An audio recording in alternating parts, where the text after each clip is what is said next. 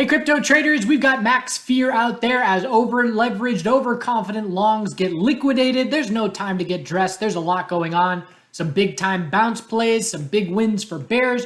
What are we looking at in the short term? And how can we make sense of it all? All right, so we're going to look at some of the major names here, and we're going to talk a bit about the bigger picture first. And then we're going to talk about something called dash to trash. And it's a concept that I've been very familiar with, but first time I've seen the name of what it's called, and I like the name. So I was going to talk about that today, and unfortunately the dump happened first. It would have been a lot better if I got to talk about it first, but we'll talk about it in hindsight anyways. So looking at Bitcoin, number one, is this our monthly lower high being set? Certainly possible. Again, as I've been maintaining, the monthly lower high is the most likely scenario for me. And we are in a scenario now. Why are we dumping? You have euphoric over-leveraged longs, you have a monthly lower high as the technical most likely scenario, and you have weekly no consolidation after going 70% plus. That's a recipe for a liquidity flush and for a lot of over-leveraged longs to have a really bad day. And that is now what has happened. And it's just a complete shift in terms of the short-term momentum. And people are going to point, the headlines are already rolling out. El Salvador, first day, having issues rolling out Bitcoin. Whatever they attribute it to, it was over-leveraged longs and very overdue consolidation. In my opinion, it's as simply explained as that. So we're going to need a lot of bear follow-through over the next month. Not even. We could form a monthly inside bar in October and then break it bear and look for a monthly higher low. There's a lot of ways that this can play out. And again, as I've been saying, in my opinion, if we're going to see a V-shape to an all-time high, it has to be on the back of news, something like an ETF. In the absence of an ETF, I'm looking for things to tighten up into 2021. We're already there. Into 2022. And again, that's just the most likely scenario. You show me this chart and you don't tell me anything else. And I will say 10 out of 10 times, a monthly lower high is the most likely scenario. Doesn't mean that we can't V-shape. It just means it's not the most likely scenario. So now our weekly consolidation is underway. We lost the pattern of a higher low every single week. We've lost the daily uptrend. Generally, when we get this kind of liquidity flush, we establish a range and then we trade within that range for a prolonged period of time. And if you want a historical example of that, all you need to do is go back and look at May 19 and May 20. And we topped out on the bounce on May 19th. And then we traded within that range for a very long time. So here it is. We had our low of the dump, high of the bounce, and then look how long we traded within that range. Weeks and weeks and weeks. It's possible we do that again. So we're watching for the range to be established. We've hit our bottom, in my opinion, our temporary bottom, just in the sense that the longs have been liquidated and we had our big wave of fear, and we're now going to look for an hourly lower high to be the result of any bounce follow through. And then it's possible we trade within that range for a couple weeks. It's a very wide range. We've already bounced over 10, and if we get some follow through on the hourly bounce, it could be a 20% bounce. And we know we can trade within that 20% range for a long time. So again, if you want something to be going off of as far as similar examples, go back to May 19th with any coin that you're looking at or that you are trading. We knew that the most likely way that the dominance chart was going to bounce was a sector pullback. And again, that's just utilizing history and the relationship for the last year and a half between altcoins and Bitcoins. When the dominance chart is going down, the crypto space is strong and alts are confident and stronger. When we have fear, Bitcoin drops, altcoins drop harder, and the dominance chart bounces. And then once we hit the bottom of that fear, we see the dominance chart pull back because the altcoins are outperforming Bitcoin on this bounce. Altcoins go down faster, they go up faster. So we have a bounce underway on the dominance chart, trying to set a monthly high or low, trying to negate the monthly bear flag, and maybe we trade within this dominance chart tightening range for a while. I need a lot more information before I'm going to say that that's likely, but nice to see the anticipated most likely scenario of what was going to lead to a dominance bounce taking place. So again, at this point in the short term for Bitcoin, we got a 5-minute tightening range. We're trying to confirm a 5-minute trend change. We'll check back on this before the end of the video, but pretty much looking at this little range, and we're tightening up within it, and the bulls have to get over 47.9 thousand for an hourly bounce to be underway. And then again, we're going to scout an hourly lower high as the most likely scenario. ETH USD, so same deal as far as weekly consolidation, now underway. Weekly EMA 12 is holding. There are no major red flags here. And again, if we're going to get a monthly lower high in ETH, we're going to need a lot of bear follow through. We're going to need these bounces to result in lower lows. So the lows of this current fear flush are going to be very telling for us, because if we tighten up within this range for a while and then we drop to a lower low in 4 days or whenever it happens, then that will tell us, okay, probabilities increase a little bit more for the potential of monthly lower highs forming. As far as the ETH, I played ETH in the bounce. I guess we'll talk about that. We'll talk about that in a second. But same deal. We're watching for an hourly lower high to be the result of this bounce. Bulls are battling 3,500 and struggling a bit at that level. You can see it's a little double top at this point. ETH BTC, big flush down, looking for a daily higher low. I exited all of my Litecoin trade in the last video, which I talked about. And I did make an aggressive ETH attempt that I stopped out of. I was looking for an all-time high test. I wasn't looking for it, but I wanted to have an increased position if we were going to get it. So I made an entry here, playing off the 12-hour support in an aggressive position, and stopped out overnight before this dump got going. And that gave back a third of my Litecoin profits. But just want to be transparent that I had a losing trade mixed in there. But the bounce is going well today. Other than that, again, ETH BTC, we're going to scout a daily higher low here, and the bulls are going to have to change trends in their favor. We'll need a 4-hour trend change for a confident daily higher low to be set. And just watching to see if the bulls can maintain some strength on this, or are we setting a monthly lower high? That's a big key question.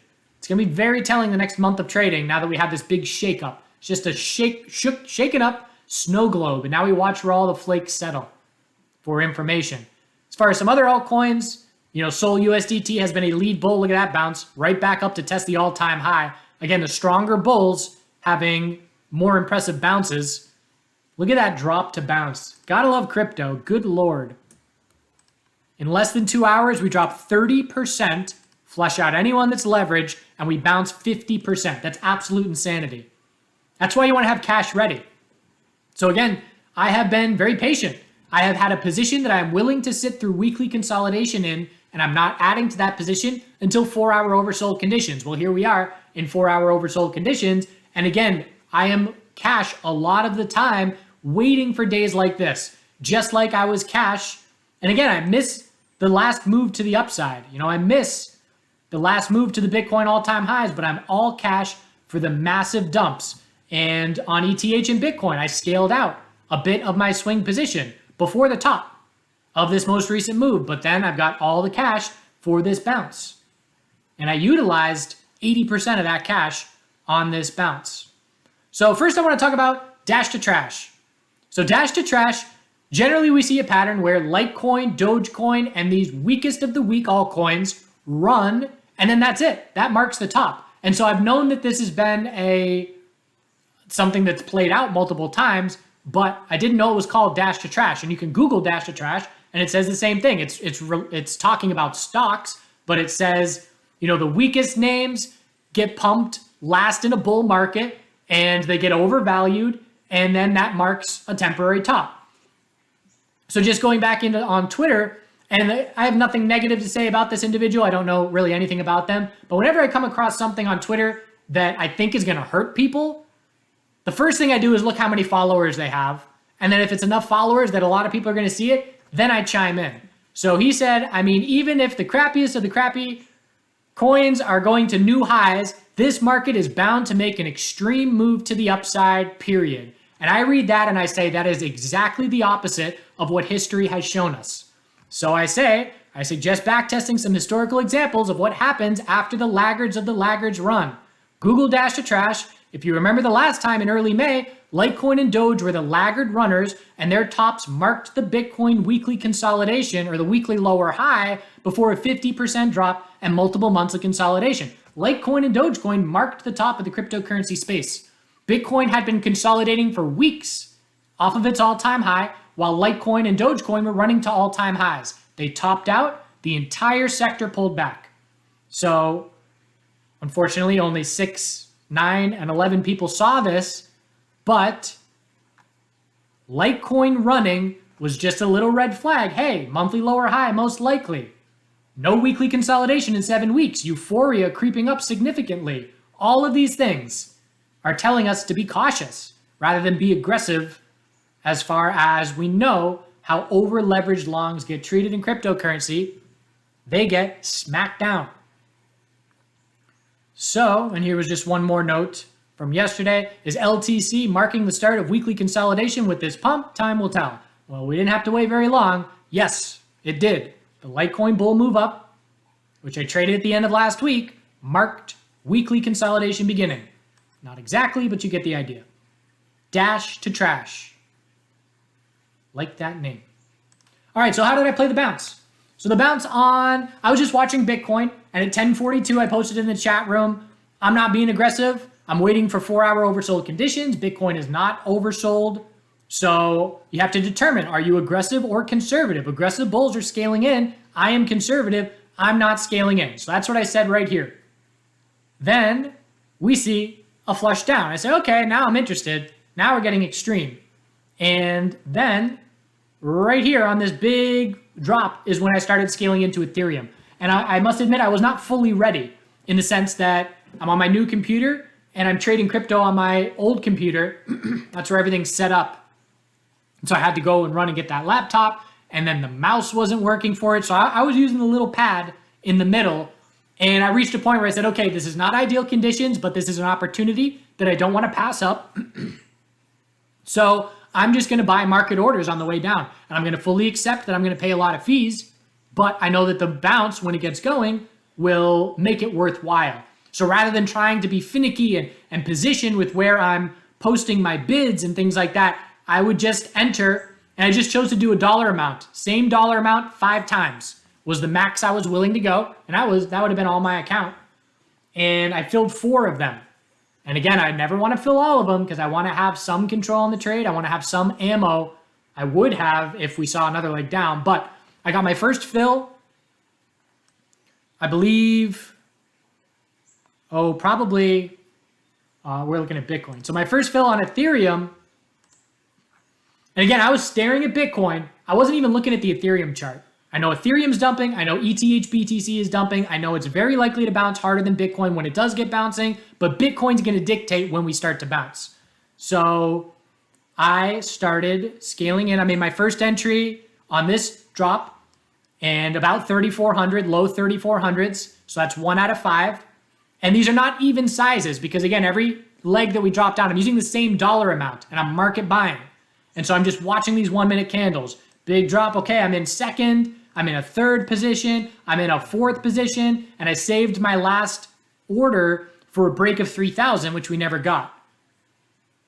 And then on the bounce, I'm scaling out. I was out half of my position on this bounce. I exited a little bit more. And then I exited my entire trade. And after exiting my entire trade and locking in a week maker, I then zoomed out and I looked at the hourly and I said, well, this bounce could keep going. All right, I'm back in 25%. So re-entered 25% at 3,400 on this little 5-minute consolidation right here. And now I'm letting that play out a little bit further. But I'm going to sell it for an hourly lower high. So I'm just watching the 5-minute uptrend at this point. And I will exit that position. I could have that be the start of my swing position. And if I sell half of what I have right now, a quarter position, and if I sell half of that, my break even on that, as far as trading today, is probably going to be close to the low, which is something I could do. This could be a cup and handle. It's the first time I'm seeing that. This could be a cup and handle. So the first thing I want to do is look at the retracement. Is this a possible bull flag? We're in the gray zone here. I put out a fib video over the weekend to know exactly what I'm talking about. Watch that fib video. It's got a lot of good feedback. This is a potential. So simple statement. If $3,000 holds for the next few weeks on Ethereum, it's a cup and handle setup. Failed to break resistance, bull flag consolidation. So that's a possibility. But again, the low of the fear flush needs to hold for the next few weeks everywhere, if that's going to be the case. So it's going to get interesting. Altcoins, again, there's a lot of variance in names that are bouncing more significantly, names that are bouncing weaker. We had lots of names down 20, 30%. Nice to see we're down to the teens at this point. Big time bounces out there. Theta was down 30%. And again, just looking for hourly lower highs and tightening ranges. Determine your game plan. Are you holding longer term? Or are you just locking in this win as far as an individual trade? So the next week will be telling. I wouldn't be surprised to see an inside bar. If we break 3,000, odds of a cup and handle go out the window and we start scouting a monthly equilibrium. But if these lows hold, it's a big win for the bulls. All right, that's all I got to say for now. Again, there's a lot of individual names to be looking at, but we're just watching Bitcoin and we're watching for an hourly inside bar to form. And then if it breaks bull, we scout an hourly lower high to be the result of that bounce. Ignore the headlines. This was an euphoric, over leveraged long scenario. We've seen them plenty of times in this crypto space over the last 4 years, longer than that, but that's how long I've been watching them. All right, feel free to ask any questions. We'll certainly check back in. If we're trading within the range, I'm not going to check back in tomorrow because that's the most likely scenario. Bounce high, and if we're trading, somewhere in this range, then there's nothing to say. But I'll see you soon when there is some action to update. Congrats to the bounce players. If today was a big painful day, there are lessons to be learned. And you learn the lessons enough, and this happens enough in crypto that you're more prepared for next time. And I did limit out on the way back up because I had more time to work with. I made a lot of entries in that 3-minute final flush down. And it got to the point where, okay, if this is the end of crypto, I'm going to give back a lot of my profit in 2021. Which is why I was willing to go all in if it dictated it, because I knew it was just a leveraged long flush and we would find that bottom eventually. Again, this is nothing new in the crypto space. It's happened often enough for us to have some confidence in how it plays out. All right, now I'm just rambling. Do good things.